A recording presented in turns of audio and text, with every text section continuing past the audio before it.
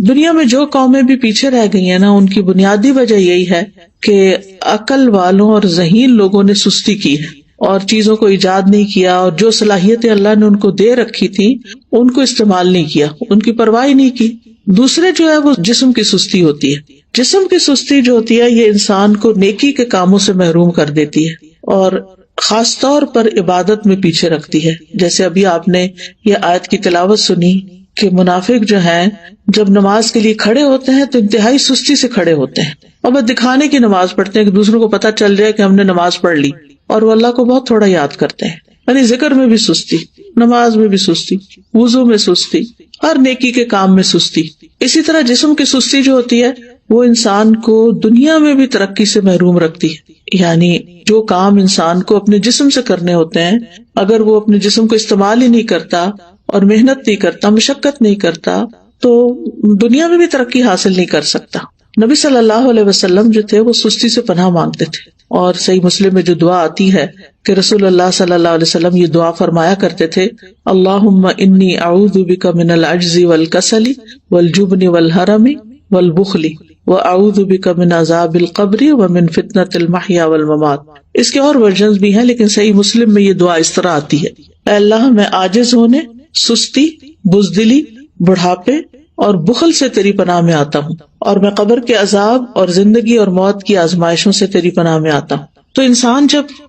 بے بس ہوتا ہے اور سست ہوتا ہے تو ہر بھلائی سے محروم ہو جاتا ہے۔ ابن قیم کہتے ہیں کہ نبی صلی اللہ علیہ وسلم نے بے بسی اور سستی سے پناہ مانگی کیونکہ یہ دونوں ایک دوسرے کے ساتھی ہیں۔ تو اگر کوئی بندہ کامل عبادت نہ کرتا ہو، مثلا صرف فرض پڑھ لیے، صرف چھوٹی چھوٹی صورتیں پڑھ کے جلدی سے بس سلام پھیر دیا، اور اس بارے میں اپنی اصلاح بھی نہ کرتا ہو، کوشش بھی نہ کرتا ہو، تو یا تو وہ اس پر قدرت نہیں رکھتا، وہ کر ہی نہیں سکتا، بالکل ہی نکما انسان ہے، اور اس کا قدرت نہ رکھنا کیا ہے؟ بے بسی ہے، یعنی ہمت ہی نہیں اس کی، یا وہ اس پہ قادر ہوتا ہے لیکن کام نہیں کرنا چاہتا، اور یہ سستی ہے۔ یعنی ایک تو شخص ہے مثلا بیمار ہے یا بوڑھا ہے یا مجنون ہے، اس کی عقل ہی کام نہیں کرتی، یا مشلول ہے یعنی پیرالائزڈ ہے، تو وہ تو اب الگ بات ہے۔ لیکن ایک یہ ہے کہ پھر انسان سب کچھ ہے، ہمت، طاقت، سب کچھ ہے، لیکن بس کام نہیں کرنا، ہٹ درمی ہے۔ تو اس طرح انسان ہر بھلائی سے محروم ہو جاتا ہے اور پھر شر کی طرف چل پڑتا ہے۔ تو جو شخص کامیاب ہونا چاہتا ہے، پہلے تو آپ اس وقت جو مجلس میں موجود ہیں وہ اپنے آپ سے پوچھیں کہ واقعی آپ کامیاب ہونا چاہتے ہیں؟ اگر کامیاب ہونا چاہتے ہیں تو اس کے لیے سستی کو چھوڑنا بہت ضروری ہے۔ ابو حاتم کہتے ہیں کہ کامیابی کا سبب یہ ہے کہ سستی اور کاہلی کو چھوڑ دیا جائے، کیونکہ یہ محرومی کے اسباب میں سے ہے۔ سستی انسان کی پروقار شخصیت کی بھی دشمن ہے، اور خاص طور پر اگر انسان کو کسی کام کا موقع مل جائے، جیسے آپ لوگوں کو قرآن مجید کی تعلیم حاصل کرنے کا موقع ملا ہوا ہے، اور پھر اس کے بعد آپ اپنے کورس کو پراپر طریقے سے نہ کریں، ٹیسٹ کی تیاری نہ کریں، وقت پر ٹیسٹ میں حاضر نہ ہوں، ری ٹیسٹ ٹائم پر نہ دیں، اور اپنی جوانی کا، اپنے وقت کا، اپنی عمر کا 1 سال وہ صرف سستی میں گنوا دیں، تو یہ تو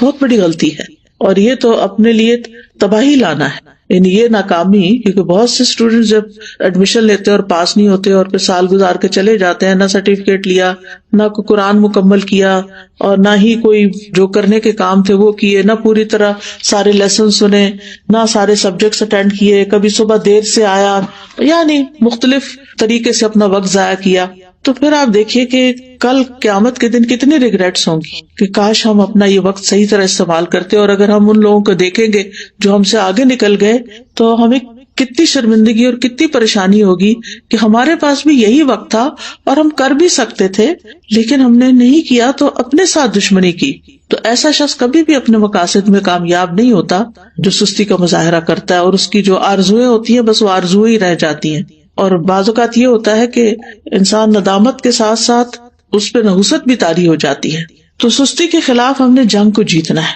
ٹھیک ہے، ہم نے سستی کے خلاف ایک جنگ کرنی ہے اور پھر اس میں جیتنا بھی ہے۔ ابن قیم کہتے ہیں جب رات چھا جاتی ہے تو نیند اور بیداری کے درمیان ایک جنگ واقع ہو جاتی ہے، پس شوق اور خوف بیداری کے لشکر میں اگلی صف میں ہوتے ہیں، اور سستی اور کمزوری غفلت کے لشکر میں اگلی صف میں ہوتے ہیں، ان دونوں آپس میں آمنے سامنے ہوتے ہیں۔ بس شوق رکھنے والا شخص سچا حملہ کرتا ہے تو وہ کمزوری اور نیند کے لشکر کو شکست دے دیتا ہے اور مال غنیمت حاصل کر لیتا ہے. پھر جب فجر طلوع ہوتی ہے تو مال غنیمت کے حصے تقسیم ہو چکے ہوتے ہیں اور سونے والوں کو اس کی کچھ خبر نہیں ہوتی. تو جو شخص سستی کا عادی ہوتا ہے پھر آرام پرستی کی طرف مائل ہوتا ہے تو وہ جب اٹھتا ہے تو بھاری بدن، بھاری سوچ اور پریشانی کے ساتھ اٹھتا ہے. اب یہ ہے کہ اس کی وجوہات کیا ہوتی ہیں، تھوڑی سی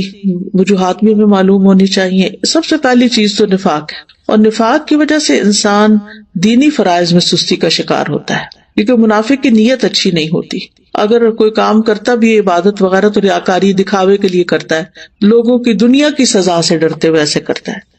اگر نماز نہیں پڑھی تو ماں باپ کیا کہیں گے، وہ گھر سے نکال دیں گے، یا یہ کہ پھر میں لوگوں کی نظروں سے گر جاؤں گا. اسی طرح یہ ہے کہ لیسن صرف استاد کے ڈر سے یاد کرنا، قرآن کے شوق میں یاد نہ کرنا، قرآن سے محبت کی وجہ سے یاد نہ کرنا، ڈپلومہ کورس کرنا تعلیم القرآن کا لیکن اللہ کی خوشنودی کے لیے نہ کرنا، صرف ماں باپ کی خاطر کر لینا، یا پھر یہ کہ لوگوں کو بتانے کے لیے جی اس نے قرآن پڑھا ہوا ہے. تو ہمیں اپنی نیت کی بھی اصلاح کرنی ہے اور پھر اللہ کی محبت میں یہ کام کرنا ہے اور پورے شوق کے ساتھ کرنا ہے. دوسری وجہ ہوتی ہے آرام پسندی، یعنی انسان اپنے آپ کو کوئی تکلیف نہیں دینا چاہتا، بس آرام ہی کرنا چاہتا ہے. اور تیسرا یہ ہے کہ بعض اوقات انسان کی جو فراغت ہوتی ہے کہ اس کے اوپر کوئی بڑی ذمہ داری نہیں، کوئی اس کے مقاصد نہیں زندگی میں، تو پھر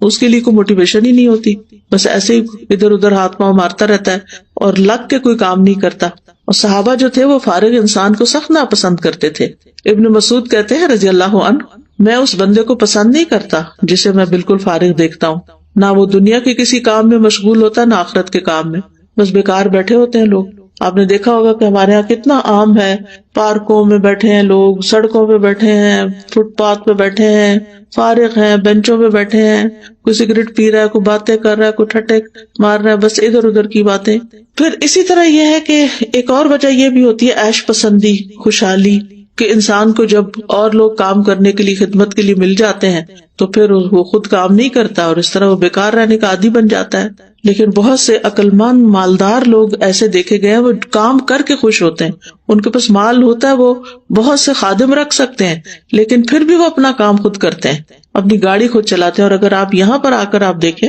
تو لوگ ملینئر ہوں گے لیکن اپنی کار خود ڈرائیو کر رہے ہوں گے، اپنا گھر خود صاف کر رہے ہوں گے، اپنا گارڈن خود مینج کر رہے ہوں گے. تو جو عیش پسند لوگ ہوتے ہیں وہ پھر سست ہو جاتے ہیں، اور پھر جب انسان کے اوپر بہت زیادہ سستی آتی ہے تو انسان زندگی کے لطف سے بھی محروم ہو جاتا ہے، کیونکہ جب مصروفیت زیادہ نہیں ہوتی تو پھر انسان بور ہونے لگتا ہے، اور وہ بوریت جو ہے وہ انسان کی صلاحیتوں کی قاتل بن جاتی ہے. پھر اسی طرح ایک اور چیز جو بہت سست کر دیتی ہے انسان کو، وہ ہے زیادہ کھانا پینا. جو انسان زیادہ کھاتا ہے، زیادہ سوتا ہے، اس سے بہت سی بلائیاں چھوٹ جاتی ہیں. اور پھر اسی طرح بہت زیادہ سونا جو ہے، نیند، یہ بھی انسان کو سست کر دیتا ہے. جب آپ ضرورت کے مطابق سوتے ہیں تو آپ ایکٹیو اٹھتے ہیں، اور جب زیادہ سو لیتے ہیں نا، جیسے ویکینڈ پہ آپ لوگ، بس یہ تو لازم ہے نا کہ ویکینڈ پہ زیادہ سونا ہے، تو زیادہ سو لیتے ہیں تو جب آپ اٹھتے ہیں تو ایسے طبیعت پریشان ہوتی ہے، آنکھیں بوجھل ہوتی ہے، جسم تھکا ہوا ہوتا ہے، اور پھر سارا دن کوئی خاص کام بھی نہیں ہوتا. لیکن جو لوگ اپنے ویکینڈ کو بھی، سنڈے کو بھی ٹائملی اٹھ جاتے ہیں، نماز اچھے سے پڑھتے ہیں، اذکار کرتے ہیں، قرآن کی تلاوت کرتے ہیں، اپنے جو کام سوچے ہوئے ہوتے ہیں چھٹی کے دن کرنے کے، ان کو ترتیب بار کرنا شروع کر دیتے ہیں، تو ان کا دن پروڈکٹیو ہوتا ہے اور وہ خوب ایکٹیو ہو کے دن گزارتے ہیں.